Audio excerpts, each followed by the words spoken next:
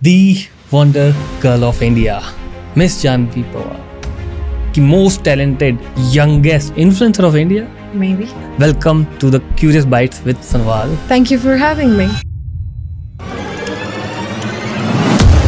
9 accents and 5 languages. Yes. कौन सी languages? So in accents, I have British, American, RP, Polish, Australian, Scottish, Canadian, Norfolk, Cockney, French, Japanese, Spanish, still there, and Hindi or Haryanvi to mera dialect hai. So in Japanese, when I was learning Japanese, so I felt like it's not just about the language, it's also about the tone and intonation. They're like, konnichiwa, watashi wa Janvi desu, yoroshiku onegai shimasu ne, hajime mashite, and arigatou gozaimasu. So you cannot say arigatou gozaimasu. You can't do that. It's like arigatou gozaimasu ne, yoroshiku onegai shimasu. So that way, and this is British. So when I first started learning this accent, now this was my first ever accent, okay? And I started it, and my first question to my father is that why are they skipping their R's and sometimes even their T's? Australian, hello. So like when I started learning this accent, I just felt like, okay, this seems cool. If I talk about French, salut, je m'appelle Janvi. मैं 10th में थी जब मैं 10 साल की थी 10th में, so 11th तक आते आते 10th done, 13 पे 12th done. Then I also made the record of being the youngest Indian to pass class 12th from CBSE. And then at 16 graduation done, at 18 post graduation done, at 20 double post graduation done. And now I've never announced this before, but आपको मैं बताऊं, now I'm 21 and I got admitted to my PhD. Oh wow. Yes. And that's in IIT Delhi. Delhi. Yes. Nice. अगर आप भी English language बोलने से डरते हैं या झिझकते हैं या फिर किसी भी लैंग्वेज में, तो आज का ये पॉडकास्ट आपके लिए है। क्योंकि जिस उम्र में बच्चे खेलना सीखते हैं, उस उम्र में इन्होंने ना सिर्फ ABCD सीखी, बल्कि 9 एक्सेंट और 5 लैंग्वेजेस में अपनी पकड़ मजबूत करी। और जिस एज में बच्चे कॉलेज में स्टडी करते हैं, उस एज में इन्होंने पढ़ाना शुरू कर दिया। At the age of 21 in a university as a professor. और आज ये हैं इंडिया के यंगेस्ट स्टूडेंट जो PhD परस्यू कर रहे हैं। जी हाँ, आज के हमारे गेस्ट हैं Janvi Pawar AK the wonder girl of India. आज हम उनसे जानेंगे कि कैसे उन्होंने ये सारी चीजें अचीव करी, कैसे उन्होंने IAS ऑफिसर तक को मोटिवेशनल स्पीच दी। और इस पॉडकास्ट को देखने से पहले चैनल को सब्सक्राइब करना ना भूले। Enjoy the show.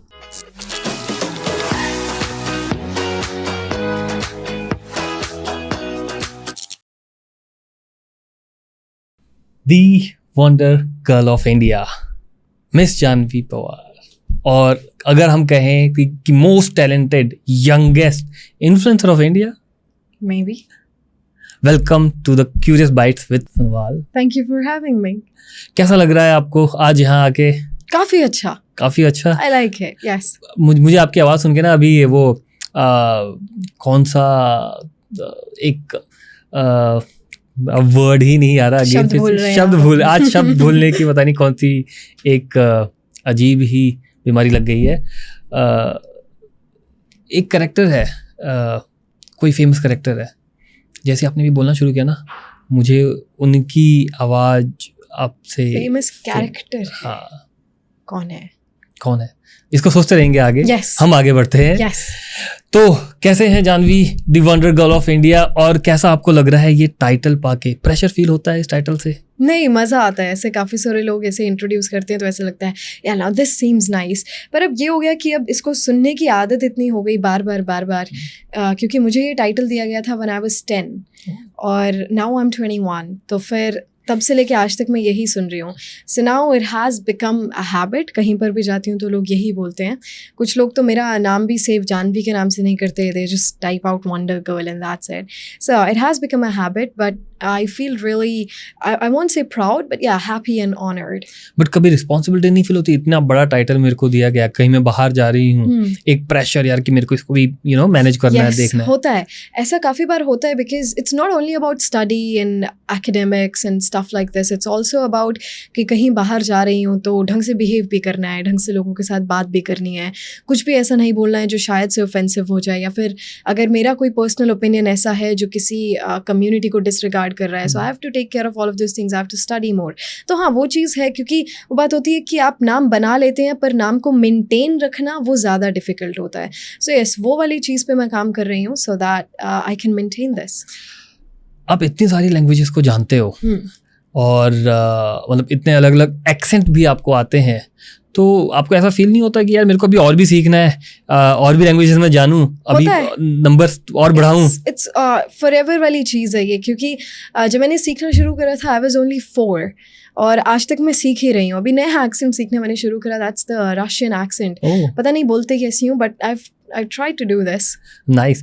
शुरुआत करते हैं. कहाँ से ये शुरुआत हुई जानवी की वंडर गर्ल ऑफ इंडिया बनने की? क्या ऐसी चीज़ें थी जो आपने बचपन में करी जो आपको इस स्टेज पे लेके आ गई? मैंने बचपन में ऐसी चीज़ें मैंने खुद में, मैं ऐसा नहीं कहूँगी कि हाँ मैंने कुछ बहुत ही ज़्यादा स्पेशल करा या फिर लोगों से बड़ा हटके करा, बट एक वो वाली चीज़ थी. एक तो मेरे फादर ने मुझे बहुत सपोर्ट किया, and it was not about support, he new कि पेरेंटिंग होती कैसी है, आप बच्चों को किस तरीके से ज़्यादा चीज़ें सिखा सकते हैं. It was never about pressure या फिर नहीं तुझे ऐसा करना है वैसे करना है. बहुत ही नेचुरल तरीके से चीज़ों को सीखा मैंने. तो मैं हरियाणा के एक बहुत छोटे से गाँव से हूँ, तो हमारे वहाँ पर हम लोग हिंदी में भी अच्छे से बात नहीं करते हैं, लेट अलोन इंग्लिश तो बहुत दूर की बात है. तो फिर मुझे बड़ी नेचुरल वे से इंग्लिश सिखाई गई. घर पे या फिर गांव में हमारी जितने भी चीज़ें होती हैं उन्हें इंग्लिश में बोलना कि ये इसे ये कहते हैं. जैसे भैंस होती थी, भैंस के पास ले गए, गाय के पास ले गए, तो ये इसकी आइज़ हैं, ये ईयर्स है, ये टेल है. तो इस तरीके से बड़े नेचुरल वे से सीखी. फिर धीरे धीरे जैसे मैं बड़ी हुई तो मुझे भी उस चीज़ में इंटरेस्ट आने लगा, क्योंकि इंग्लिश आ गई थी. फिर न्यूज़ देखनी शुरू करी, BBC न्यूज़, CNN न्यूज़, और बड़े सारे फॉरेनर्स से मैं बात करती थी इंडिया गेट पर, रेड फोर्ट पर जाकर, क्योंकि और कोई तो मिलता नहीं था बात करने के लिए. तो उन्हीं लोगों के साथ तो तब दिखा कि ये लोग बोलते बड़ा अलग स्टाइल से हैं, मतलब कि इनका जो पानी है वो पानी जैसा लग नहीं रहा है. It's water and it's water for someone, for some it's water, so it's very different. तो ये क्या चीज़ है? पापा को भी नहीं पता था एक्सेंट्स के बारे में. उन्होंने भी मुझे इतना ही बताया कि हमारे भी डायलेक्ट होते हैं, हमारे भी एक्सेंट होते हैं, हमारी टोन, इंटोनेशन, पिच होती है, तो उनका भी इस तरीके से हर किसी का अलग अलग होता है. तो उन्होंने मुझे बड़ा अच्छा सा एग्जाम्पल दिया कि अभी तू हरियाणा में है, तो हरियाणा में हमारी जो हिंदी है वो बहुत अलग टाइप की है. ऐसी हिंदी अगर तू राजस्थान जाएगी दैट्स डिफरेंट, या फिर दिल्ली जाएगी तो डिफरेंट. मुंबई में लोकल मुंबई वालों की अलग है और साउथ मुंबई वालों की अलग है, तो वो पोश वाली अलग है. So the same goes for these people. तो फिर वहाँ से वो क्यूरियोसिटी हुई, तो उनको मिमिक करना शुरू करा, कॉपी करना शुरू करा. फिर रिसर्च करी उस पर, फिर पता लगा कि कुछ फोनेटिक्स नाम की चीज़ होती है. तो जब मैं 8-9 साल की थी तब मैंने फोनेटिक्स पे काम करना शुरू कर दिया. फिर फोनेटिक्स के through I learn British and American accent. उसके बाद फिर धीरे धीरे और भी एक्सेंट्स मैंने सीखने शुरू कर दिए. फिर लगा कि अब यही सीख लिया तो लैंग्वेजेस में भी जाया जाता है. So I started with French, Japanese, अभी स्पेनिश भी चल रही है. So things like these are happening.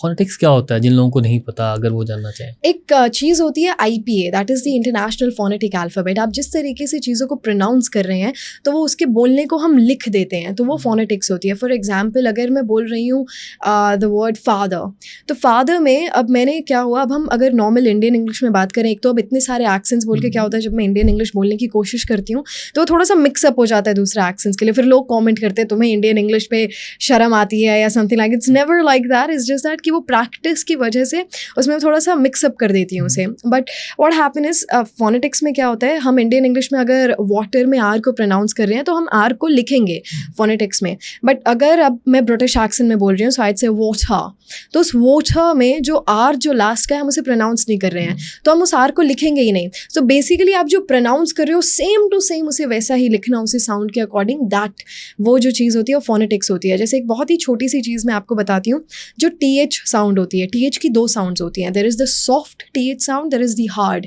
TH sound. एक होती है द, एक होती है सिंपल ता, तो एक होती है दैट और एक होती है दीज. तो वो एक तो ये होगी हार्ड वाली, एक होती है एक हम अगर बोल दें कि दिस, तो वो बहुत सिंपल था वाली साउंड है. तो दोनों के फोनेटिक के सिंबल्स अलग हैं. हम दोनों को TH नहीं लिखेंगे, उनके सिंबल्स होंगे अलग अलग, क्योंकि दोनों की प्रोनाउंसिएशन अलग है. तो वो डिपेंड कर रहा है आप कौन सा वर्ड बोल रहे हैं. तो आप जिस तरीके से चीज़ों को प्रोनाउंस कर रहे हैं तो फिर सेम तरीके से उन्हीं चीज़ों को लिखना, वो फोनेटिक्स होते हैं. वो हर लैंग्वेज के अकॉर्डिंग डिफरेंट होते हैं, एक्सेंट के अकॉर्डिंग डिफरेंट होते हैं. वाह, मुझे लग रहा है मेरे को सीखना पड़ेगा. ओह वाह, नाइस. तो how do you manage to do all this thing? इतनी लैंग्वेजेस कैसे, मतलब वहाँ से आपने सीखना शुरू किया, बट इंटरेस्ट हर लैंग्वेज में कि चलो अब मैं ब्रिटिश भी सीखती हूँ, अमेरिकन भी हो गया, फिर लैंग्वेज ही चेंज हो गई. कैसे ये सारी चीज़ें? वो इंटरेस्ट वाली बात हुई, क्योंकि जब आप एक चीज़ में काम करना शुरू कर देते हैं तो आपके अंदर क्यूरियोसिटी होना बहुत इंपॉर्टेंट है. क्योंकि एक कोट है, बहुत अच्छी लगती है मुझे. There are some men who can think no deeper than a fact. और जब मैं 9-10 साल की थी तो मैंने इस कोट को पढ़ा था कि there are some men who can think deeper than a fact, and that's true. क्योंकि काफ़ी सारे लोग होते हैं वो जो पढ़ लेते हैं वो सिर्फ उतने पे ही रहते हैं. उसके बाद उनकी रिसर्च, उनका खुद का सोचना, उनके ओपिनियंस, उनके पर्सपेक्टिव वो नहीं होते हैं. तो मुझे लगा कि नहीं, ऐसा नहीं होना चाहिए. तो फिर क्या हुआ, जब मैं उस चीज़ में उतर ही गई कि एक्सेंट, तो इसके क्यों ना बिल्कुल इसकी डेप्थ तक जाया जाए. एक्सेंट्स हो गए, एक्सेंट अब लैंग्वेज का पार्ट है, तो क्यों ना अब लैंग्वेज के उसमें डेप्थ में जाया जाए. तो वो वाली चीज़ है. And to balance out all of these things, ऐसा नहीं है कि मेरे लिए ये सब डिफ़िकल्ट है. डिफ़िकल्ट उसके लिए होता है जिसका इन चीज़ों में कोई इंटरेस्ट नहीं होता है. डिफ़िकल्ट उसके लिए होता है जो कि चीज़ों को अप्रोच गलत तरीके से कर रहे होते हैं. मेरे लिए ये चीज़ इंटरेस्टिंग थी, मुझे मज़ा इसी में आता है, तो मुझे ये डिफ़िकल्ट लगता नहीं है. इट्स समथिंग लाइक कि हाँ, मुझे इसके लिए अलग से मेहनत करने की ज़रूरत नहीं है, क्योंकि मैं बड़ी नेचुरल तरीके से इसे सीखती हूँ. करने में मज़ा आता है. वो चीज़ होती है ना कि अरे मुझे तो सिंगर बनना है, पर बनना क्यों है, प्रोसेस में मज़ा आता है. सिंगर बनना क्यों बनना है, फेम मिलेगी, पैसा मिलेगा, लोग आगे पीछे घूमेंगे. और फिर कुछ होते हैं सिंगर बनना नहीं है, सिंगर हूँ क्योंकि गाने में ही मजा आता है. So I like the process. Wow. So you know 9 languages, 9 different accents, 9 accents and 5 languages. Yes. कौन सी languages? So in accents I have British, American, RP, Polish, Australian, Scottish, Canadian, Norfolk, Cockney, French, Japanese, Spanish, still there, and Hindi और हरियाणवी तो मेरा dialect है. तो कुछ languages में try करके देखें. Of course. कुछ आप हमें बताना चाहेंगे कि इंग्लिश, अमेरिकन इंग्लिश में ऐसे, ब्रिटिश में ऐसे, और 2-3 में अलग-अलग में कैसे. Yes. All right, let's go for it. Okay, so right now I'm talking in an American accent, and I think this is one of the chillest accent that I've ever come across. And a lot of people think, all right, it's difficult or maybe more difficult than British accent, but for me it's pretty chill because the words, they just flow out of your mouth, right? And when I talk about British accent, this is British. So when I first started learning this accent, now this is my first ever accent, okay? And I started it, and my first question to my father is that why are they skipping their R's and sometimes even their T's? This seems very, very strange. My father was like, these guys, they have an accent, you know?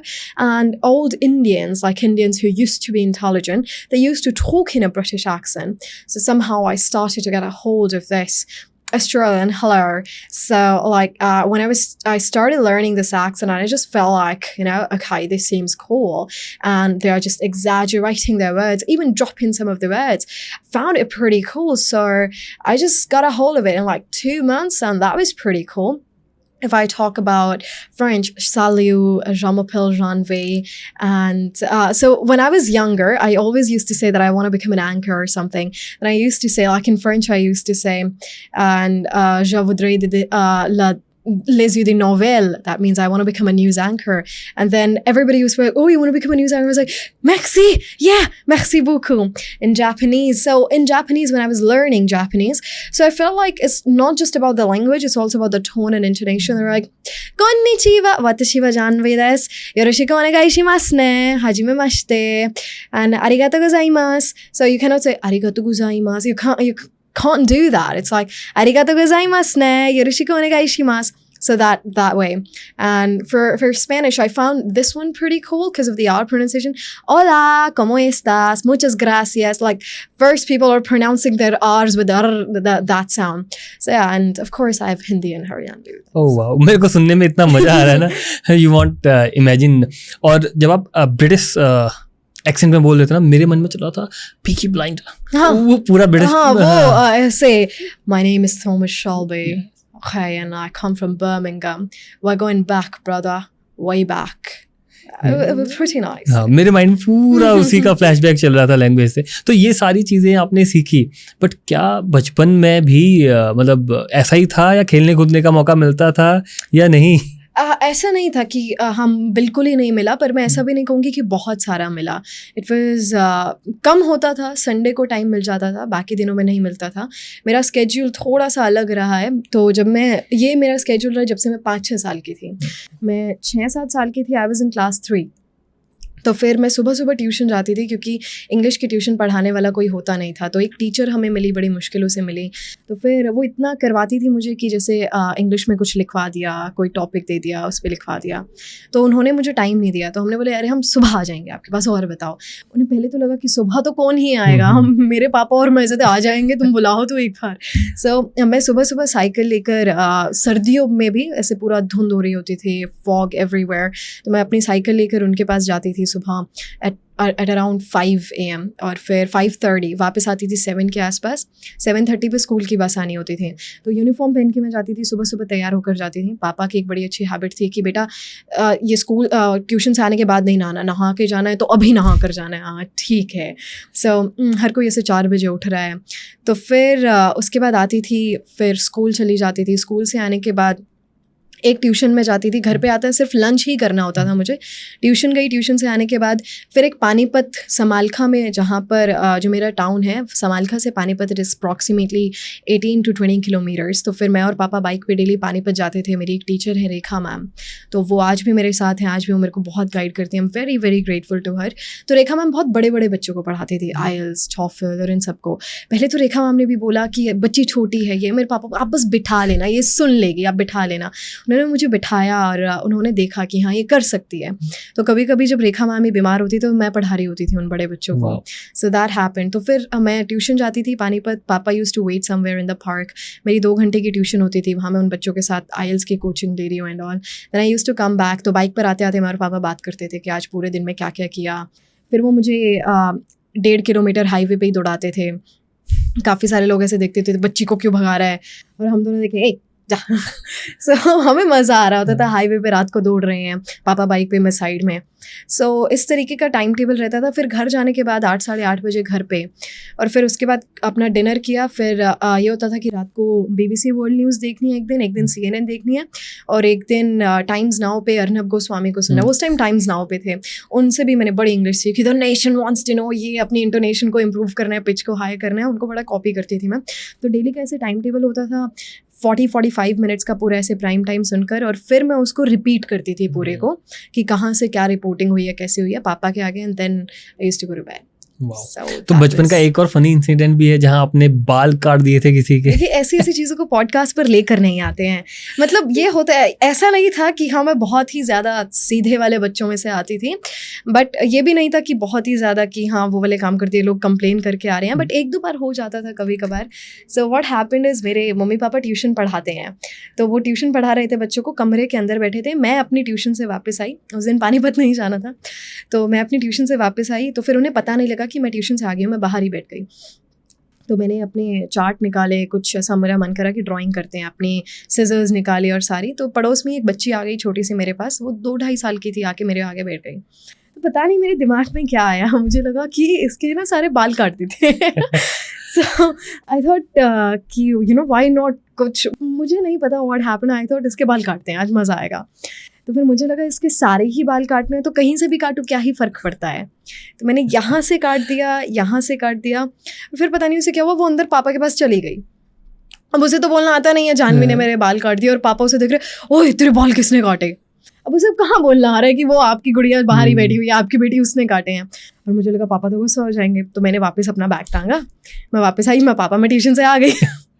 अब वो बोले अच्छा जानवी ने कहा, जानवी देख इसके बाल काट दिए किसी ने। माँ ओ, मैं तेरे बाल किसने काटे। अब वो क्या बोलेगी, तूने ही तो काटे, तू ही तो बैठी थी बाहर। सो दैट हैपेंड। उसके बाद लोग आपस में सब डिस्कशंस कर रहे हैं पड़ोस में, किसके बाल किसने काट दिए। लोगों को लगा कुछ भूत प्रेत वाला टोटका तो ना कर दिया हो किसी ने। तो वो काफ़ी दिनों तक छुपी रही बात, पर वही होता है घर वालों से नहीं छुपती है। टीवी ट्रॉली के नीचे मैंने बाल छुपाए थे, 3-4 दिन में वहाँ से झाड़ू निकल ही जाती थी। एक दिन पकड़ी गई मैं, फिर पापा ने मुझे बिठाया, दुनिया के सारे उल्टे काम हमारे बालकों के पल्ले हैं। और फिर हाँ उस दिन मैंने बहुत डांट खाई, पिटी भी मैं। सो क्योंकि उन्हें लगा कि पता नहीं मैं क्या ही सोच रही थी, अब मैं क्या बताऊँ, मेरा मन कर रहा था इसके सारे बाल काट दूँ। पर ये फन भी लाइफ में होना बहुत हाँ, ऐसे मतलब काफी सारे हुए तो हैं मेरे साथ, that these things they happened, मजा बड़ा आता था। क्योंकि अब तो यू नो सोचते हुए भी नहीं यार, नहीं कर सकते ऐसा कुछ। हाँ, नहीं कर सकते। तो बचपन में तो ठीक है, जो भी फन आ रहा है, मन में आ रहा है, कर दो। अच्छा, एक बहुत बड़ा एक क्वेश्चन ये है कि जब आप इतनी सारी चीज़ें पढ़ लेते हो, एक पढ़ा लिखा समझदार इंसान बन जाता है, हाँ. तो एक पॉइंट ये आता है कि यार ये तो बहुत पढ़ा लिखा है, बहुत नॉलेजेबल है, एटीट्यूड होगा इसमें, ऐसी भी चीज़ें होती हैं. Yes. या फिर पर्सन हम्बल हो जाता है. व्हाट डू यू थिंक, लोग क्या सोचते हैं इस चीज़ के बारे में और इसका कैसा होना चाहिए? जब आपके पास रियल में एजुकेशन और नॉलेज होती है, आप उतने ही हम्बल होते जाते हैं. जब एक पेड़ पे फल ज़्यादा उगने शुरू हो जाते हैं तो वो नीचा होना शुरू हो जाता है. My father says this. तो फिर क्या होता है, ये ह्यूमन टेंडेंसी है. जब हमसे ज़्यादा इंटेलिजेंट हमें कोई दिखता है तो हमें खुद की लिमिटेशंस का पता लगता है, और जब हमें खुद की लिमिटेशंस का पता लगता है तो हम वहाँ से बड़ा कॉम्प्लेक्स फील करते हैं, हमें बड़ा नीचा खुद में ही महसूस हो जाता है. तो हमें लगता है कि अगला इंसान हमें ऐसा फील करवा रहा है, हालांकि ऐसा होता नहीं है. क्योंकि आप जिन चीज़ों में, आप जिन बातों में अपने आप को इन्वॉल्व कर रहे हो, एक पढ़ा लिखा आदमी अपने आप को छोटी बातों में इन्वॉल्व करेगा ही नहीं. इसलिए नहीं क्योंकि वो अपने आप को उन चीज़ों से बेटर समझता है, इसलिए क्योंकि वो इन चीज़ों से ऊपर उठ चुका है. That's it. उसको पता है कि हाँ ये वर्थ इट नहीं है, या फिर वो कुछ और काम कर लेगा. That's it. तो फिर लोगों को क्या हो जाता है, अरे इसमें तो एटीट्यूड आ गया, ये है वो है. एक्चुअल में ऐसा नहीं होता है. आपको दिख रहा है कि वो उसके पास नॉलेज है, समझदारी है, तो आपको खुद में पता लग रहा है कि मेरे पास नहीं है. बट जस्ट बिकॉज वो आपके साथ इन्वॉल्व नहीं होना चाह रहा है, इसका मतलब ये नहीं होता उसमें एटीट्यूड आ गया है बस. और जो रियल में इंसान होते हैं, जो कुछ सीखना चाहते हैं, तो उस चीज़ को नोटिस भी करते हैं कि इंसान इवॉल्व कर रहा है, धीरे धीरे इंसान और कुछ सीख रहा है, और वो इंसान भी उसी की पाथ पर चलने की कोशिश करेगा. बट कुछ लोग ऐसे होते हैं जो उस बात को पर्सनल ले लेते हैं या फिर ईगो पर ले लेते हैं. So this happens with a lot of people, क्योंकि गैप होता है. 98 और 2% लोग होते हैं. 98% वो लोग होते हैं जो कि आलतू फालतू की चीज़ें देखते हैं, छोटी छोटी बातों में इन्वॉल्व रखते हैं अपने आप को. कोई ज़्यादा आप देख लीजिए यूट्यूब पर उन वीडियोज़ पे बहुत व्यूज़ मिलेंगे जिनका कोई लॉजिक नहीं होता है, एब्सोल्युटली नथिंग. और फिर कुछ जो पढ़ाई वाली होती है उन पे कम व्यूज़ होते हैं. तो वही रीज़न होता है कि हम अपने आप को ऐसी चीज़ों में इन्वॉल्व खुद से ही नहीं करना चाहते. So that's why. पर जिसमें जितनी ज़्यादा नॉलेज होगी, अगर कोई दिखाएगा कि मैंने तो इतने बड़े बड़े टेस्ट क्लियर कर लिए, मैंने ये कर दिया वो कर दिया, तो उसके पास नॉलेज है ही नहीं. एक बहुत ही अच्छी कोट लगती है मुझे, वो था कि to educate a man in mind and not in morals is to educate a menace to society. कि आप एक इंसान को सिर्फ दिमाग से पढ़ा रहे हैं और उसको मॉरल्स, एथिक्स, ये सोशल चीज़ें नहीं सिखा रहे हैं, तो आप बस सोसाइटी के लिए एक मॉन्स्टर क्रिएट कर रहे हैं. That's it. क्योंकि पढ़ाई होना, बिना किसी समझदारी के उस पढ़ाई को आप यूज़ कैसे कर सकते हैं, सो दैट्स एब्सोल्युटली नथिंग. तो जिसमें एक्चुअल में समझदारी होगी, जो एक्चुअल में समझदारी नहीं, जो सीखना चाहता होगा, जिसका दिमाग इस तरीके से खुला होगा कि हाँ मैं इस इंसान से कुछ सीख सकता हूँ, इससे भी सीख सकता हूँ, और जो मेरे पास है उस चीज़ का वो नहीं दिखाएगा कि मेरे पास ये चीज़ है, नहीं करेगा. सो एक वो चीज़ है. That's it. सो हमें उस चीज़ का डिफरेंस समझना पड़ेगा. नॉलेज के साथ साथ, समझदारी के साथ साथ इंसान को ना क्लैरिटी भी मिल जाती है. यस. तो वो सारे के सारे लोग क्लियर हो जाते हैं कि what I have to do और व्हाट नॉट. यस. तो दूसरे लोग इस चीज़ को नहीं समझ पाते. बिल्कुल. तो जब आप स्कूल में थे तो स्कूल में इतने जल्दी जल्दी सारी चीज़ें ग्रैब कर रहे थे, जो वो जंप मिल रहा था, कैसा लग रहा था, और कैसे वहाँ के बाकी स्टूडेंट्स जो हैं आपको ले रहे थे? हाँ, अब मैं 1 साल में मैंने 2 क्लासेस करी हैं, तो फिर मैं अलग अलग क्लासेस में चली जाती थी हर बारी. तो सब बड़े बड़े भैया, दीदी, बहुत सारे भैया हैं, वो मेरे साथ आज भी टच में हैं. तो आज भी वो मुझे ऐसे मारते रहते हैं कुछ ना कुछ. So they are still in touch with me. Amazing very supportive brothers and all. But ऐसे भी बहुत सारे स्टूडेंट्स होते थे थोड़ा चिढ़ते भी थे, और उनकी बातों में ज़्यादा मज़ा भी नहीं आता था. कभी कभी वो सीरियल्स की बात करती थी, जैसे बहुत सारी दीदी होती थी, कुछ सीरियल्स की बात कर दी, या फिर सर पूरी क्लास बैठ कर ऐसे कुछ ग्रुप बनाकर भूतों वाली बात कर रही हूँ, मैं वहाँ देख रही हूँ, मुझे रात को सोना भी है, मैं चलती हूँ यहाँ से. तो हाँ, ऐसे कोई रियल वाले जो फ्रेंड्स होते हैं वो नहीं बने मेरे पास, पर सपोर्टिव भैयाज एंड दीदीज बहुत मिले मुझे.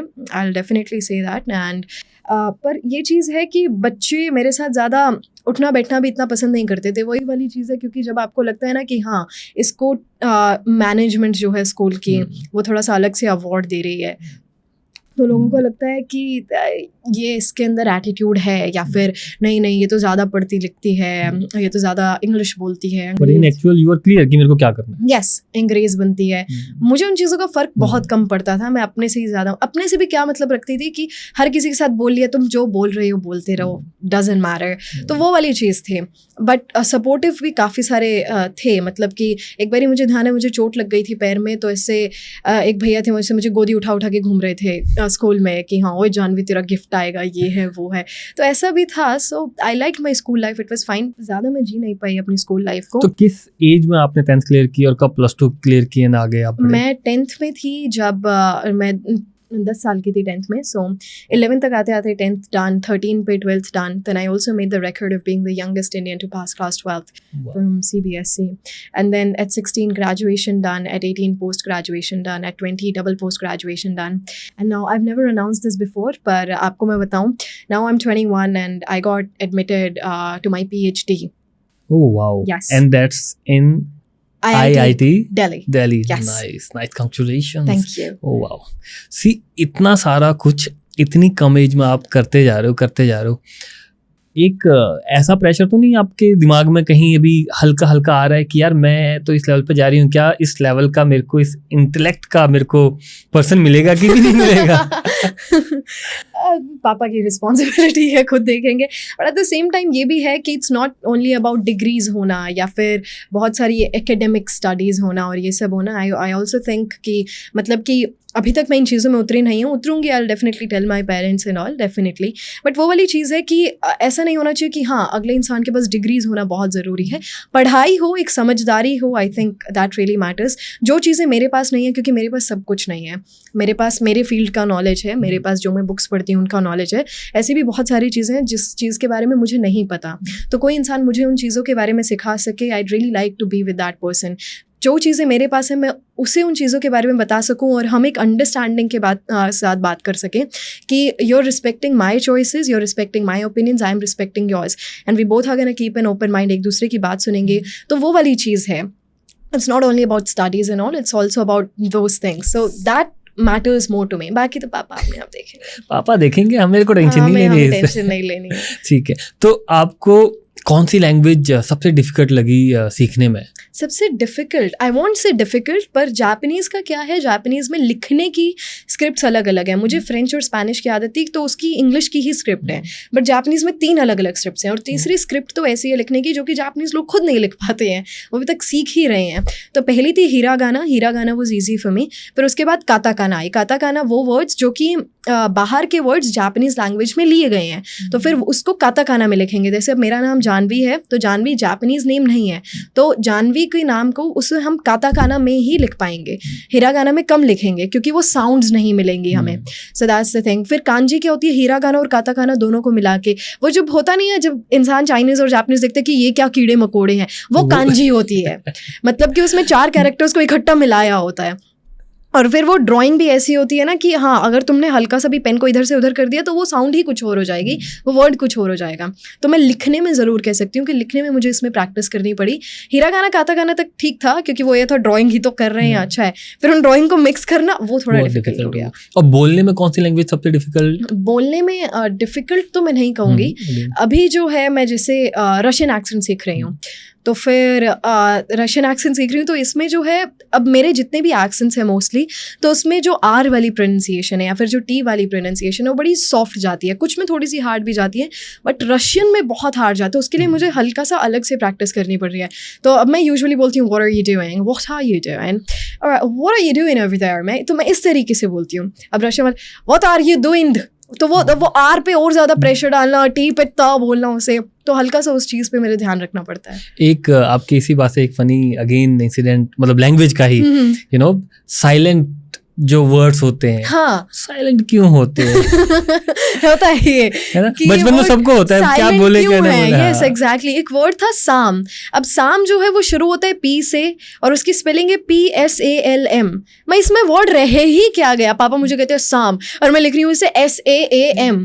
मैं पापा कुछ और तो ना बोलती हूँ इसे, पापा बोले ये क्या लिखा है, मैं साम. सो पापा बोले it's not PSA, it's PSALM, तो उसमें प्रोनाउंस नहीं करेंगे हम. ओके. फिर धीरे धीरे क्या हुआ, ऐसे ही कुछ वर्ड्स आए, तो बहुत बड़े बड़े भी वर्ड्स आते हैं इंग्लिश में, तो मैंने उन्हें सीखा कि ये भी सीखते हैं. तो एक बहुत बड़ा वर्ड था न्यूमोनो अल्ट्रा माइक्रोस्कोपिक सिलिको वोल्केनोकोनियोसिस. तो मैंने ये वर्ड बोला, फिर उसके बाद फिर मुझे लगा ये तो इंटरेस्टिंग लग रहा है. लोग सुनते ऐसे करते थे कि अरे इतना बड़ा वर्ड.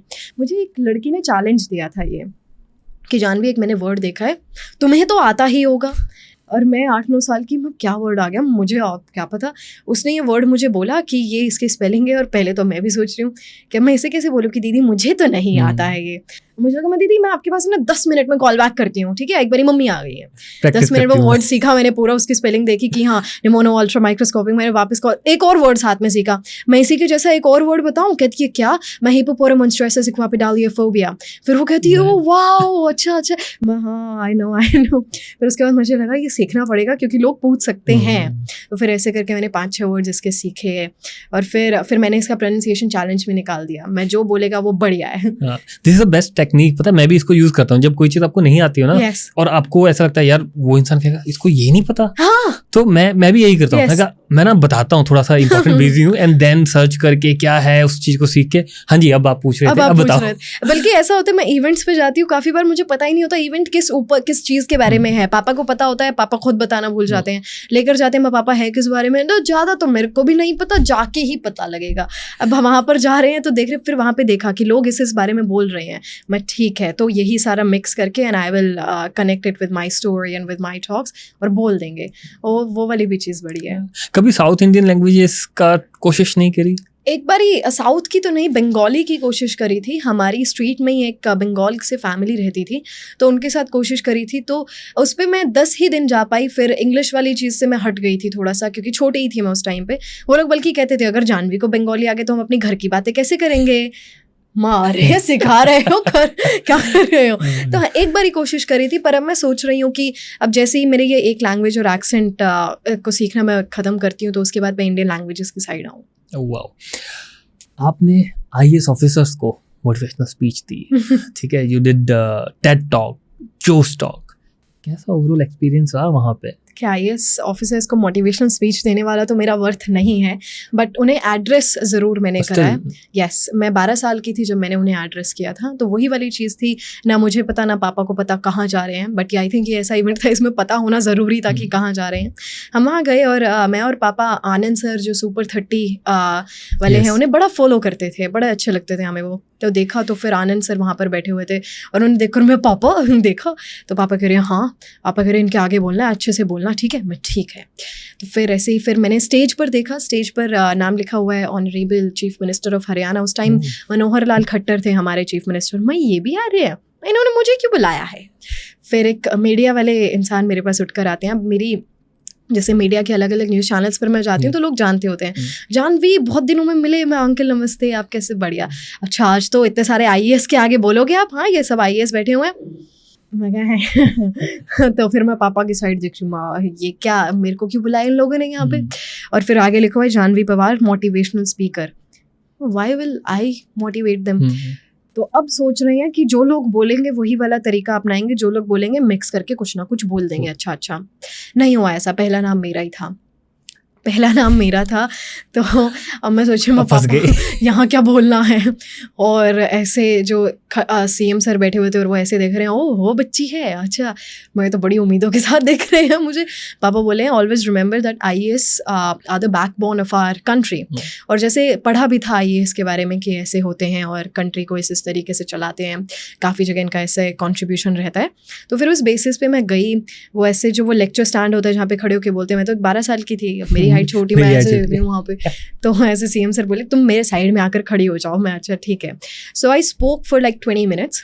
उसमें मैंने पहले तो सबको थैंक करा कि आप लोग देश के लिए इतना वो करते हैं, ये है वो है, और मैंने थोड़ा सा अपने बारे में बताया। फिर मैंने बताया कि एज अ स्टूडेंट मैं क्या क्या करना चाहूँगी और मैं क्या क्या अपने देश में देखना चाहूँगी, तो इन सब चीज़ों के बारे में थोड़ा सा मैंने पॉजिटिवनेस के ऊपर बोल दिया और इन सब के ऊपर। And then all of this happened and then after 20 minutes the thing was I was pretty confident. वो वाली चीज़ नहीं थी कि नहीं क्या बोलना है, ये है वो, तो चीज़ थी कि अच्छा बोलना है इन सब के आगे। पर ये लोग अगर बुरा भी बोल दिया तो ये लोग IAS ऑफिसर्स हैं, इनके आगे चलेगा, ये मान लेंगे कि बच्ची है। पर अगर मैं बैठी ही रहूंगी और नहीं बोलूंगी तो उसका तो कुछ फायदा ही नहीं है। वो करते करते ना कॉन्फिडेंस आ जाता है, आप फ्लो में आ जाते हो और फिर अब तो हो जाएगा, दिस विल हैपन। और मैं कॉन्फिडेंट थी भी, एक्साइटेड थी, मैं ज़्यादा नर्वस कम थी, एक्साइटेड ज़्यादा थी। After 20 minutes I got a standing ovation from everyone there. तो फिर that was an amazing experience. बाकी जैसे टेड टॉक्स, जोश टॉक्स और भी काफ़ी सारी टॉक्स पे मैं गई हूँ, तो मज़ा आता है वहाँ पर बोलने में, लोगों के साथ इंटरेक्ट करने में और अपने बारे में बताने में। और फिर ऐसी ऐसी चीज़ें, क्योंकि आई थिंक जब लोगों, क्योंकि कभी नहीं पता कि किस इंसान का नज़रिया कहाँ से बदल जाए या फिर क्या कुछ कर जाए। मेरे आगे अगर 10,000 लोग बैठे हुए, 10,000 में से अगर 10 भी लोगों ने मेरी अच्छे से बात सुनी है, so I think that's a big thing for me. तो वो चीज़ ज़्यादा इंपॉर्टेंट है. So that's how I speak on stage. And मैंने सुना आपने भगवत गीता भी पूरी की पूरी इंग्लिश में पढ़ी. यस. ओह वाह. तो इंग्लिश में पढ़ते हुए कभी श्री कृष्ण के कुछ श्लोक इंग्लिश में तो नहीं माइंड में चल रहे थे? नहीं, ऐसा नहीं हुआ था. क्या हुआ, हम लोग मुझे काफ़ी लोगों ने बोला कि जानवी जो है ऐसी टाइप की बच्ची है, ये है. एक तो समझ में नहीं आता तो कैसी टाइप की बच्ची है कि ठीक है जैसा आए. तो फिर लोगों ने मुझे बोला कि आप भगवत गीता भी पढ़ो और अपने रिलीजन की है, इट्स नाइस, और ये आपको पढ़नी चाहिए. आपका अब उस टाइम पे मैं एक्चुअल में बच्ची थी जब मैंने पढ़ी थी. आई वॉज 13 और 13 साल की थी मैं. तो मैंने वो पढ़ी थी. एक हमें बहुत ही मुश्किलों से काफ़ी सारे लोगों से बात करने के बाद, क्योंकि पूरा संस्कृत और हिंदी, अब मेरी हिंदी उस टाइम पे इतनी स्ट्रांग नहीं थी. आती थी मुझे ऑब्वियसली, जो हम बोलचाल में बोलते हैं, हरियाणवी भी ऐसी, बट वो जो भारी भरकम वर्ड्स होते हैं, शब्द होते हैं, वो वाले नहीं आते थे जो कि भागवत गीता में होते हैं. बट इंग्लिश, हिंदी और संस्कृत तीनों में मुझे करना था. तो एक मिले हमें, एक इस्कॉन से हमें एक इंसान मिले, उन्होंने मुझे प्रैक्टिस करवाया. हर एक मुझे चैप्टर पढ़ाते थे कि अच्छा ये कर्मा योगा है. शुरू में ये वाली पहले तो शुरू में मैं उसकी कहानी पढ़ती थी ना, वो पहले चैप्टर में बहुत सारी कहानी है, वो उसमें सिखा तो रही होते बट कहानी है. तो बड़ा मज़ा आया मुझे, लोगों को रहे हुई तो कहानी है. फिर आगे आगे वो जब चैप्टर शुरू हुए, कर्म योगा आया, धर्म योगा आया, फिर मैंने देखा फिर हर चैप्टर के बारे में लिखना. उस टाइम पे हालांकि इतना नहीं समझ पाई मैं, क्योंकि इतना एक्सपीरियंस नहीं था मुझे, अभी भी नहीं है. यस, अभी भी सीख ही रही हूँ. तो उस टाइम पे तो और भी कम था, but still I used to do this. अब मेरा ये है कि अब फिर से उसको एक बार फिर से पढ़ते हैं. नहीं, भगवत गीता पढ़ने में तो बहुत मजा आता है. मैं खुद रेगुलर पढ़ रहा हूँ. और अभी खुद पढ़ने की उम्र में आप कॉलेज में पढ़ा रहे हैं as an assistant professor. Yes. वो तो बिल्कुल ही एक डिफरेंट चीज हो गई. वहाँ स्टूडेंट्स नहीं बोलते होंगे हम किससे पढ़ रहे हैं, ऐसा कुछ? हाँ, आई वॉज 19 जब मैं असिस्टेंट प्रोफेसर बन गई थी. I was 19. A lot of students thought कि हमारे साथ पढ़ने आई होगी. मैं सब के सब मैं गई ऐसे. तो फिर एक बार तो ये हुआ कि टीचर है तू, और ये सब अब ऑब्वियसली बच्चों की गलती नहीं है, क्योंकि उन्हें नहीं पता कि ये हमारे साथ हमें पढ़ाने आई है. मैं कह रही हूँ वहाँ पे जाके आप सब अपने टीचर्स को ऐसे ही ग्रीट करते हैं, खड़े नहीं होते हैं. वो सब खड़े हो गए कि अरे. तो पहले सारे आपस में बात करने लगे. तो फिर अब बच्चों का क्या होता है ना, उन्हें दिखता है ना कि कोई हमारे जितना, वो ज़्यादा चिल हो जाते हैं क्लास में. और मुझे वो चीज़ पसंद आती नहीं है कि जब मैं खड़ी हुई हूँ, इट्स ठीक है मेरी एज कम है और उनसे कम भी है, मतलब कि बच्चे 21, 22 MBA के बच्चों को मैंने पढ़ाया. सो they like 23 and I'm 19 there, और फिर मैं उन्हें पढ़ा रही हूँ. Then a lot of students think कि क्या ही पढ़ाएगी, पर वही चीज़ होती है जब आपके पास एक्चुअल में नॉलेज होती है और आप पढ़ाना शुरू करते हैं तो बच्चे सुनते हैं आपकी बात. सो दैट हैपेंड, अमेजिंग एक्सपीरियंस. अच्छा, किसी ने कभी कोई ऐसी शरारत तो नहीं की? नहीं, जो आपको याद हो? शरारत नहीं करी, बट थोड़ा सा ये हो जाता है कि बहुत सारे टीचर्स हैं जो मेरे को लेके बहुत ज़्यादा सपोर्टिव है, जो मेरी टीम है एक्सट्रीमली सपोर्टिव. पर ऐसे भी कुछ टीचर्स होते हैं तो थोड़ा सा ये हो जाता है कि ये इतनी छोटी सी बच्ची हमारे साथ बैठी हुई, हम सीनियर प्रोफेसर्स और हमें 20 साल का एक्सपीरियंस है, 15 साल का एक्सपीरियंस है, शी इज सिटिंग बता रही है चीज़ों के बारे में. तो कुछ ऐसे होते हैं तो थोड़ा सा ईगो पर भी ले जाते हैं, तो वो कोशिश करते हैं कि दबाया जाए इसे. बट ऐसा होता नहीं है, क्योंकि हर किसी की अब अपनी रिस्पेक्ट होती है, हर किसी के अब अपने पर्सपेक्टिव्स होते हैं. So that happens. पर ऐसा भी नहीं है कि मुझे सपोर्टिव लोग ना मिले हों. अपने कलीग्स में मुझे बहुत सपोर्टिव लोग मिले. सो या रोलर कोस्टर राइड ऐसा एक्सपेक्ट नहीं करा था, पर मज़ा बड़ा आया एक्सपीरियंस लेकर. तो अब तक की इस पूरी जर्नी में चैलेंजेस भी बहुत आए होंगे?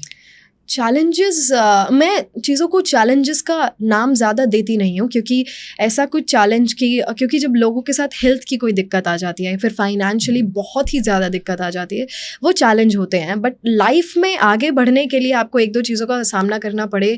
सो आई थिंक दैट्स जस्ट, हाँ, थोड़ी सी हर्डल्स आ गई, ऑब्स्टिकल्स आ गई. हाँ, चीज़ में थोड़ा सा कंफ्यूज हो गए, बस से बाहर निकलना है. तो आई वॉन्ट से कि ये चैलेंज है, दैट्स जस्ट लाइफ, यही तो है, that's what all life is about. अगर आप चाह रहे हैं आप पूरा ही टाइम अपने काउच पर बैठे रहे and everything is just happening to you, तो आपका ज़िंदगी में कोई पर्पस नहीं है. बट कुछ ऐसी चीज़ें जो आपको लगता हो कि यार ये हर्डल जो है ना, मतलब काफ़ी ज़्यादा वो दे रहा है, हाँ, ये अभी के लिए तो मैं नहीं कहूँगी, क्योंकि अब एक वो चीज़ हो जाती है कि जब आपका थोड़ा सा, अब जिस तरीके से मेरा नाम हुआ है और जिस तरीके से साथ में लोगों ने जानना शुरू करा है, तो कनेक्शंस भी बने हैं, और साथ के साथ अब आगे मुझे कहीं पर ऐसी दिक्कत आती नहीं है. बट जब मैं छोटी थी तब डेफिनेटली हुआ. मैं और मेरे फादर बहुत घूमते थे कोचिंग सेंटर्स के लिए, या फिर कोई इंग्लिश पढ़ा दे हमें, कोई एक्सेंट पढ़ा दे, कोई नहीं पढ़ाता था, नॉट इवन अ सिंगल. हम हर जगह घूमे, गुरुग्राम, दिल्ली, न्यू दिल्ली, बैंगलोर तक देखा हमने, हैदराबाद, एवरीवेयर. कोई मिला नहीं हमें. Everyone used to think like छोटी सी बच्ची को क्या पढ़ाएंगे हम, क्या ही पढ़ाएंगे हम इसे. और हम लोग फिर भी जा जाकर उन्हें परेशान करते थे हर वीकेंड में, कुछ तो पढ़ा दो, क्या पता हम सीखने वाले, हम सीखना कुछ चाहते तो पढ़ा दो. वो नहीं करवाते थे. तो बहुत घूमे हम इस चीज़ के लिए, तो वो हमें मिला नहीं. हमें ये था कि एक असली गाइडेंस मुझे कहीं से मिल जाए. इसी तरीके से जब तक गाइडेंस नहीं होती तो हमें, अब मुझे ये तो पता ही है कि हाँ मुझे आगे जाके क्या करना है, पर ड्रीम्स कभी कभी बदलते भी हैं. एक्सपीरियंस के साथ साथ ड्रीम्स बदलते हैं, दे इवॉल्व. तो गाइडेंस मिल जाती तो शायद ये होता है कि हाँ पढ़ाई को थोड़ा और पहले भी कर सकती थी मैं. बट लोग कहते हैं अच्छा और कितना पहले करेगी तो. अब वो चीज़ थी कि हाँ यहाँ पे हल्की सी दिक्कत आई, तो इस वजह से 1 साल का मेरा थोड़ा सा आगे होगी मैं. But everything happens for a reason, and not just a reason. आप करते हैं अपने काम तो फिर आपको कहीं ना कहीं से आउटकम मिलता ही मिलता है. राइट. अभी आपने सारी चीज़ें देखी, आपके सपोर्ट में आपकी फैमिली थी. आज के इस करंट जनरेशन में व्हाट डू यू थिंक कि पेरेंटिंग में कहाँ कुछ आपके accordingly as per your experience कहाँ कुछ मिस्टेक्स हो रही हैं, या वो चीज़ें और बेटर हो सकती थी, या पेरेंट इन चीज़ों पर ध्यान ही नहीं दे रहे? पेरेंट्स अपने बच्चों के साथ बात नहीं करते हैं. बच्चों के बहुत सारे क्वेश्चंस होते हैं, पेरेंट्स उनके क्वेश्चंस को कहते हैं हाँ हाँ ठीक है फ़ोन देख, हाँ ठीक है. बहुत सारे पेरेंट्स चाहते हैं कि उनके बच्चे फ़ोन ना देखें, पर वो बच्चों के आगे खुद ही फ़ोन चला रहे हैं. So what do you expect from your child. Parents कह देते हैं हमारे पास टाइम नहीं है, हम तो फादर सुबह जाते हैं शाम को वापस आते हैं, मम्मी भी चली जाती है, या फिर मम्मी ज़्यादा पढ़ी लिखी नहीं है. मेरे फादर भी सुबह जाते थे, 3 बजे के आसपास आते थे, ही इज़ अ टीचर. और वो फिर भी पूरा का पूरा दिन मेरे से एक तो कॉल्स पे रहते थे कि हाँ जानवी कितना काम कर लिया, कितना रहता है. मेरे साथ बात बहुत करते थे. मैं छोटी थी, हम लोग ये कह देते हैं कि ये तो भी बच्ची, इसको क्या ही समझ में आएगा. क्यों नहीं समझ में आएगा? आप बात करोगे तो बिल्कुल समझ में आएगा. आप एक चीज़ को बार बार रिपीट करोगे तो बच्चे के दिमाग में बैठेगी, पर आप बात कितनी कर रहे हो. मेरे फादर मेरे से बहुत सारी बात करते थे. मुझे ऐसे गोदी में उठाते थे और फिर वो अलग अलग चीज़ों के बारे में बात करते थे. जैसे प्लांट्स के बारे में बात करनी शुरू कर दी, और हमारा ये जो प्लैनेट्स के बारे में बात करनी शुरू कर दी, साथ में एनिमल्स के बारे में बात करनी शुरू कर दी. हर चीज़ के बारे में बताते थे, अलग अलग कंट्रीज़ के बारे में बताया. तो मेरे फादर ने बहुत कुछ किया. मेरी मदर जो हैं वो भी हमेशा सोसाइटी के बारे में बात करना कि हाँ सोसाइटी में आपको इस तरीके से रहना है, अगर आप ऐसे करोगे तो ये हो जाएगा. वो दबाने वाली चीज़ नहीं, बट सिर्फ बच्चे के साथ बात करना. बाकी बच्चे की चॉइस है कि बच्चा आपकी उस चीज़ को मान रहा है या नहीं मान रहा है. हम लोग कह देते ना कि प्रेशर के साथ मनाएंगे. आप प्रेशर के साथ बच्चे को नहीं मना सकते. हाँ ये ज़रूर होता है कि कभी कभी आपको थोड़ा सा बच्चे को टाइट करने की ज़रूरत हो जाती है, पर टाइट करते आप जब आप बच्चे को एक चीज़ को हमेशा से डांट के ही मना रहे हो. आप उस चीज़ को ढंग से लॉजिक दो. आप बच्चा आपसे कह रहा है क्या पापा मैं ये काम कर सकता हूँ, आप बोलोगे नहीं करना, तो बच्चा बोलेगा क्यों नहीं करना. आपको लगेगा बच्चा जिद कर रहा है, उल्टा बोल रहा है. अरे वो उसका क्वेश्चन है, यू आंसर लॉजिकली, तो बच्चा शायद समझ ले. पर अगर बच्चा तब भी नहीं समझ रहा है तो आप बच्चे को फिर से आप 1-2 बारी समझा सकते हैं, थोड़ा सा डांट सकते हैं, बट आखिरी में वो बच्चे की चॉइस रहती है. पेरेंट्स बात नहीं करते अपने बच्चे के साथ. बच्चों को टाइम दीजिए आप. काफ़ी बार ऐसे सिटीज़ में मैंने देखा, no offence to anyone, cities में ऐसा बहुत होता है कि पेरेंट्स जो होते हैं अपना इंडिविजुअल लाइफ खोना नहीं चाहते हैं, बट एज पेरेंट्स आपकी रिस्पॉन्सिबिलिटी बनती है कि आप बच्चे को थोड़ा सा अपना वक्त दें. थोड़ा सा नहीं, आप ज़्यादातर उसके अपना वक्त दें, उसके साथ बात करें. और आप बच्चे के साथ जितनी बात करेंगे उसकी क्यूरियोसिटी इतनी ज़्यादा बढ़ती जाएगी. क्यों ऐसा होता है कि बच्चे सिर्फ जो उन्होंने बुक में पढ़ लिया सिर्फ वहीं तक सीमित रह जाते हैं? वो इसलिए होता है क्योंकि बच्चे, उससे ज़्यादा बच्चे किसी भी चीज़ के बारे में सोच ही नहीं सकते हैं. वो सोच क्यों नहीं सकते हैं? बच्चे को खुद से पैदा थोड़ी होता मैं इतना सोचूंगा या फिर इतना कम होगा. नहीं, आप जो उस चीज़ के बारे में उसे बताओगे उसमें क्यूरियोसिटी उतनी जागेगी. माई लिटिल सिस्टर, उसने भी थोड़े दिनों पहले एक सीरीज़ देखनी शुरू करी, यंग शेल्डन. वो लड़का उसमें साइंस का है and is talking about science. अब वो कह रही है जानवी सोच, उसके क्वेश्चन का कोई सेंस नहीं बना, nothing, no sense at all. But उसने फिर भी पूछा, उसे लगा यार मैंने यंग शेल्डन देखा ना, तो उसमें वो कुछ अर्थ के बारे में बात कर रहा था. मैं अच्छा हम अर्थ पे ड्रॉ कर सकते हैं क्या? पूरी अर्थ पे कुछ को ड्राइंग कर दें. वो उसका क्वेश्चन था. अब मैं उसको बोल दूँ कैसी बात कर रही है तू पागल है? अरे उसका वो question, she doesn't know about these things, so you have to answer well. और प्लीज़ अपने बच्चों को फ़ोन से बहुत दूर रखें. अब जितना दूर रखेंगे उतना ही बेहतर है. आप अगर कुछ दे भी रहे हैं तो वो डिपेंड करता है आप किस तरीके की चीज़ें उसे दिखा रहे हैं. ये बहुत सारी आजकल पोएम्स हम लोग बच्चों को लगा कर देते हैं, नॉट जस्ट पोएम्स, बच्चे रील्स एंड शॉर्ट्स. कार्टून्स सब खत्म हो गए। मैं देखती थी छोटा भीम, निंजा हथौड़ी और ये सब कार्टून्स, कौन देख रहा है अब? No one. अब बच्चे देख रहे हैं रील्स, शॉर्ट्स। आइए दोस्तों देखिए आज हम कहाँ आए हैं, आज हम यहाँ आए हैं। So all of these thing I personally really I detest these people जो कि इस तरीके की चीज़ें बनाते हैं, और बच्चे जो इन चीज़ों से मैनिपुलेट होते हैं, और फिर बच्चे उन चीज़ों को इतना, क्योंकि बच्चे होते हैं उन्हें नहीं पता होता कि अरे एक व्लॉगर है, ऐसे ऐसे व्लॉग्स बनाता है, ये है वो है, क्या है उसमें? Absolutely nothing. वो चीज़ बच्चा थोड़ी देखेगा, पेरेंट्स देखेंगे कि बच्चा आपका देख क्या रहा है। तो उस चीज़ को प्लीज़ कंट्रोल करें, बच्चों को ज़्यादा फ़ोन की लत ना लगाएं। बच्चा रो रहा है, चुप ही नहीं हो रहा है, उसको फ़ोन दे दिया। क्यों दे दिया? बात करो आप बच्चे के साथ, बच्चे को उठाओ, बच्चे के साथ घूमो। बच्चे के साथ बात आप नहीं करोगे तो कौन करेगा? फ़ोन थोड़ी करेगा। आपको तो अपना टाइम चाहिए, but that's your kid, give him और हर टाइम, दैट्स इट। जहाँ एक्सपीरियंस शेयर करने की चीज़ आती है, एक्सपीरियंस शेयर करने के बदले फ़ोन दे दिया जाता है। आप उनको अपनी फैमिली के बारे में, अपने लाइफ एक्सपीरियंस, आपके अपने चैलेंजेस जो Yes. आपने सीखे, Yes. वो सब उनको रियल एक्सपीरियंस। मेरे फादर मेरे से बात करते थे अलग अलग चीज़ों के बारे में, तो लोग कहते भी थे इसको क्या ही समझ में आएगा। क्या समझ में आएगा? जो भी मैं सुन रही हूँ, एक बच्चा जो है वो सुनकर ही तो सीखता है, सुनकर ही लैंग्वेज सीखता है। मेरे दिमाग में, सबकॉन्शियस माइंड में तो कहीं ना कहीं वो चीज़ें जा रही थी। चलो मैं उन चीज़ों के बारे में भी ज़्यादा सोच नहीं रही हूँ, मैं उन चीज़ों को आर्टिकुलेट अच्छे से नहीं कर पा रही हूँ, बट कहीं ना कहीं वो मेरे सबकॉन्शियस ब्रेन में है। बिल्कुल माई फादर, अब ये होता है ना कि अब जिस भी बारे में हम बात करते हैं तो कहीं ना कहीं मेरे दिमाग में वो चीज़ें फिट हैं, वो निकल कर आती हैं बाहर। महाभारत में अर्जुन के पुत्र अभिमन्यु को चक्रव्यूह तोड़ने का कैसे पता चला? यस, सुन के, चाहे वो अपनी माँ के गर्भ में ही क्यों ना सुनने Exactly. जब तक वो चीजें आपके माइंड में आएंगी नहीं, थॉट्स ही नहीं घुसेंगे, Yes. कैसे पता चलेगा? रील देखेंगे तो रील वाली चीजें आएंगी, रील वाली ही चीजें आएंगी, आपका दिमाग वहीं तक सीमित रह जाता है। अब इंडिया में क्या हो रहा है, लोग इतनी एक्सटर्नल वैलिडेशन के पीछे भाग रहे हैं, इतनी एक्सटर्नल वैलिडेशन के पीछे भाग रहे हैं, अनदर लेवल। कोई भी रील है, लोग नाच रहे हैं, कूदो, ठीक है नाचो कूदो, बट उसी चीज़ को पूरी तरीके से एक तरीके से ज़िंदगी बना लेना। And I don't personally like this trend. Sigma बन रहे हैं, अल्फा बन रहे हैं। कौन सिग्मा, कौन alpha? Why are you guys not learning something? आप कुछ सीख क्यों नहीं रहे हैं? ठीक है, फन के लिए अच्छा हो जाता है, अपना दोस्तों में बैठे हुए हैं, मजाक कर लिया, वो सारी चीज़ें। बबल है जो मुझे पर्सनली लगता है, I am sorry to cut you here, of course, जो लोग जैसे ही अपनी एजुकेशन कंप्लीट करेंगे, जॉब में जाएंगे या करियर में जाएंगे, तब उनको उसके भी 2-3 साल के बाद रियलाइज होगा कि यार मैंने तो पीछे बहुत टाइम वेस्ट कर दिया। एग्जैक्टली। और आप अगर खुद में सोचें इस चीज़ पे, आप थोड़ा सा if you ponder upon this, तो फिर आप कर ही क्या रहे हैं? एग्जैक्टली। बच्चे जो हैं, ठीक है आप कॉलेज में जा रहे हैं एंड ऑल, कॉलेज में जा रहे हैं, दोस्तों के साथ बैठे बात करें, इतना ही होता है। दोस्तों के साथ बैठे, आप एंजॉय करो, घूमो फिरो, सब सही है, फोन से बाहर एक्सप्लोर करो चीज़ों को। और फिर पर सारी चीज़ें इस चीज़ के लिए करना, खाना खा रहे हैं, ला स्नैपचैट, फ़ायदा क्या है? स्ट्रीक्स बनेंगे। स्ट्रीक्स का मतलब क्या होता है? पैसे मिलेंगे, समथिंग, नथिंग। मेरे को स्नैपचैट आज तक खुद समझ में नहीं आया। सो आई पर्सनली मतलब मुझे समझ नहीं आता कि हम लोग किस दिशा में जा रहे हैं। चाइना जैसे अगर देश को देखें, ठीक है मैं उसकी ज़्यादा तारीफ नहीं कर रही, पर वो अपने बच्चे को किस तरीके से ट्रेन कर रहे हैं, और फिर हम लोग क्या कर रहे हैं। तो थोड़ा सा अगर उस चीज़ पे गौर करें तो हम अपने देश को बहुत ऊपर लेकर जा सकते हैं। क्योंकि आप सिस्टम हो गया, गवर्नमेंट हो गई, ठीक है हम हर चीज़ को ब्लेम करते रहते हैं, हमारा तो सिस्टम ऐसा है, हमारा ये ऐसा। अरे आप खुद कैसे, ये भी तो देखो। अगर आप खुद में ही चेंजेस नहीं लेकर आएंगे, हमारी जो आजकल ये बड़ा टॉपिक उठ रहा है कि इंडियंस में सिविक सेंस नहीं होती है, एक्चुअल में नहीं होती है। That's the truth, it's we don't have that. अगर नहीं होती है, क्योंकि जब हम किसी बाहर के देश में जा रहे हैं, and I am not praising any appreciating any country here, पर मैं अपने लोगों की बात करूँ, बाहर के देश में जा रहे हैं, वहाँ बाहर जाकर और फिर रोड्स पर अपने गाने बजाना, डीजे अलग, अनदर लेवल स्पीकर पे, why are you doing that?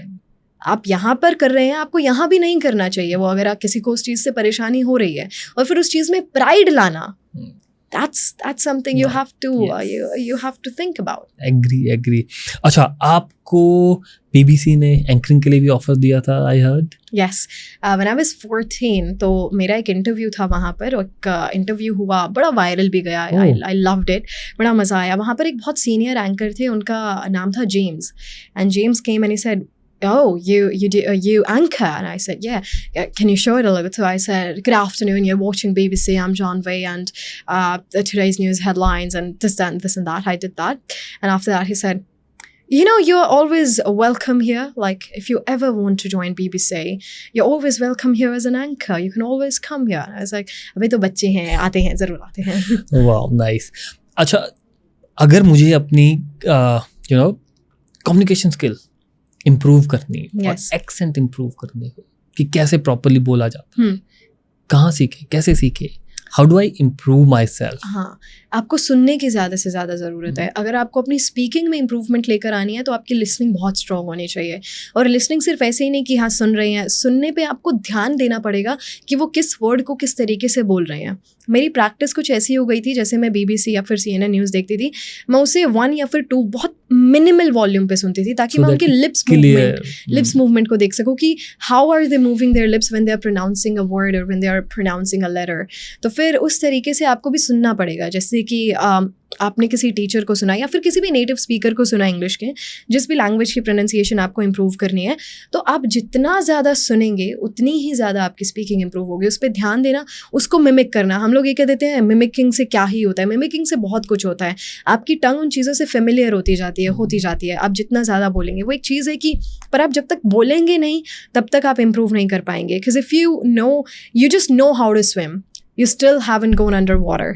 फिर आप जब तक जाएंगे नहीं, हाथ पैर मारेंगे नहीं, तब तक नहीं होगा। अभी आपको पता है कि हाँ हाथ से चलाने है, पैर से चलाने है, उसमें जाओगे दैट्स डिफरेंट। तो फिर अभी आपको पता है कि हाँ चीज़ हम इम्प्रूव ऐसे है, ये है। अब मैंने आपको बताया आप लिसनिंग के थ्रू इम्प्रूव कर सकते हैं, बट लिसनिंग के थ्रू भी आपको बोलना पड़ेगा। इंग्लिश या फिर कोई भी लैंग्वेज या फिर एक्सेंट के लिए बोलना इंपॉर्टेंट है। So you have to speak, और बिना शर्माए किसी के भी आगे, because you are doing it for yourself, so do that. Nice.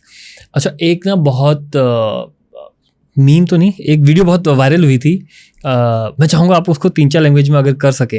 I guess it was so beautiful, so elegant and looking like a wow. So can you repeat that? I guess यही था। And just looking like a wow. So beautiful, so elegant, just looking like a wow. Okay. All right, so let's get started. I'll start with received pronunciation, the accent. It's a British accent again, another dialect of Britain. So beautiful, so elegant, just looking like a wow. And when we talk about Australian, so beautiful, so elegant, just looking like a wow. American, so beautiful, so elegant, just looking like a wow. And in Japanese, kirei desu ne, nane shite o kirei desu ne. And Haryanvi, ke sutra, elegant. I don't know if we have any word for elegant, but just looking like a wow. घड़ा सूता। नहीं कसूता लागा है, घड़ा कसूता लागा है। yeah that's it. ठीक है, तो आप हरियाणवी भी प्रॉपर्ली बोल लेते हैं? बिल्कुल। Okay, and what about Punjabi? Punjabi में वो समझ आ जाती है थोड़ा कभी कभार, बहुत रेयर बोलने की कोशिश करती हूँ, बट सुनने में बड़ा मजा आता है। मुझे लगता है मैं भी बोलूँगी। कुछ हरियाणवी में हो जाए? कुछ हरियाणवी में आप बताओ क्या बोलूँ? ये सो ब्यूटीफुल वाला मत देना। कुछ भी आप पॉडकास्ट में आए हैं, आपको कैसा लग रहा है, उसी चीज़ों को अगर आप हरियाणवी में कहना चाहें। आज मैं अपनी पॉडकास्ट पर बुलाई हूँ, आपका धन्यवाद। और मैंने घना मज़ा आया, क्योंकि एक तो आपने सवाल बहुत सुथरे करे और नोए आग भी कर दे रही हो, मैंने बुलान दे रही हो, मैं घनी राजी हुई, और आपका धन्यवाद।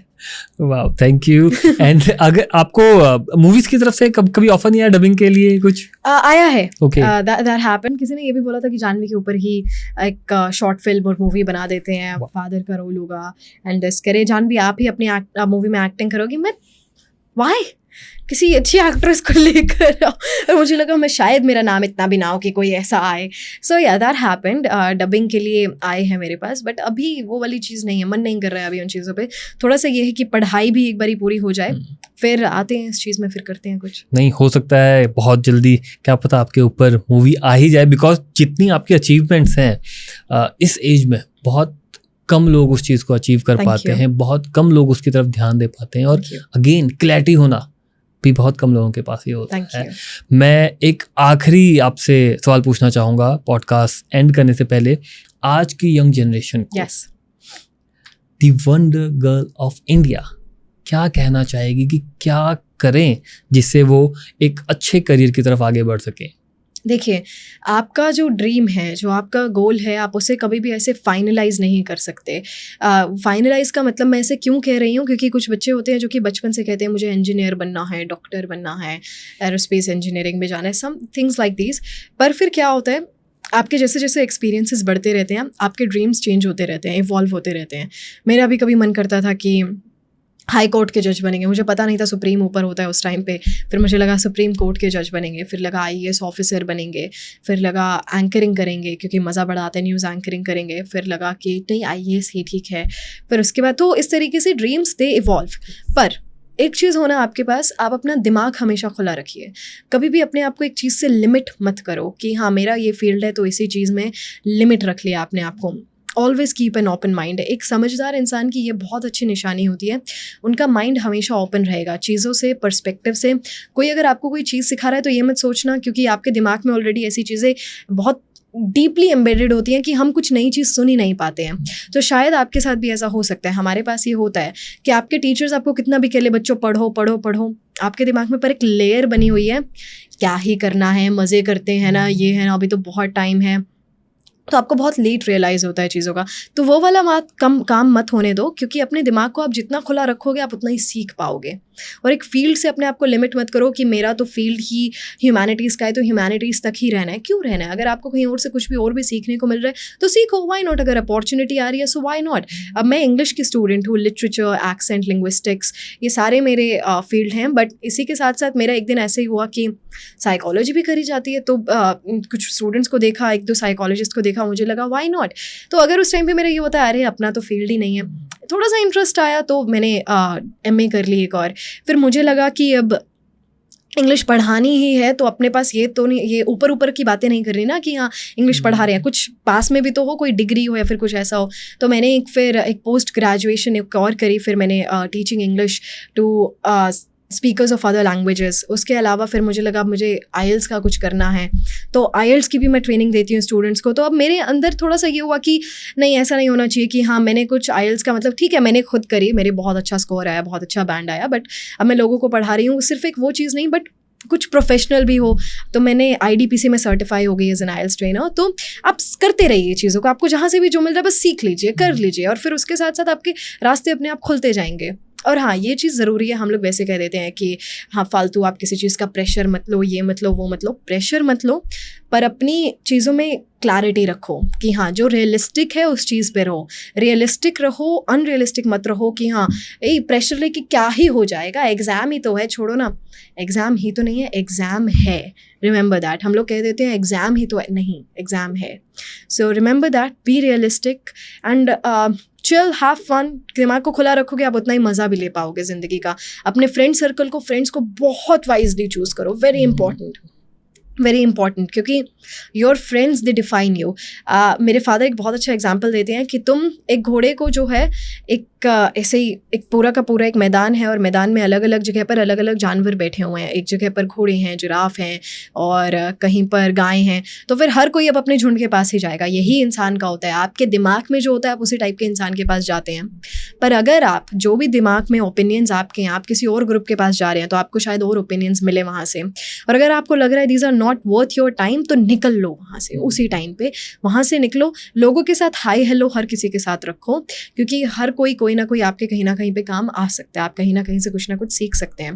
बट अपने फ्रेंड्स को वाइजली चूज़ करो, ऐसे फ्रेंड्स जो कि ये ना बोले ओए छोड़ना है, एग्जाम ही तो है, क्या करेगा, चल बाहर चलते हैं। वो फ्रेंड्स ना मिले, ओए तेरा पेपर है, तेरे को पढ़ना नहीं है, इट्स इंपॉर्टेंट। वो वाले दोस्त मिले आपको।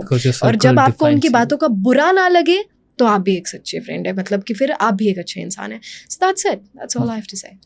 Because your circle defines you. Yes. Okay, so thank you so much, Janvi, for Thank giving you. your precious time, and I wish all the best for the PhD from IIT Delhi.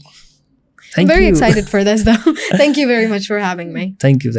I hope आपको आज का podcast अच्छा लगा हो। Comment करके ये चीज़ जरूर बताएं कि कौन सी चीज़ पॉडकास्ट में सबसे अच्छी लगी। और जाते जाते don't forget to subscribe our channel and keep watching The Curious Bites with Sanwal.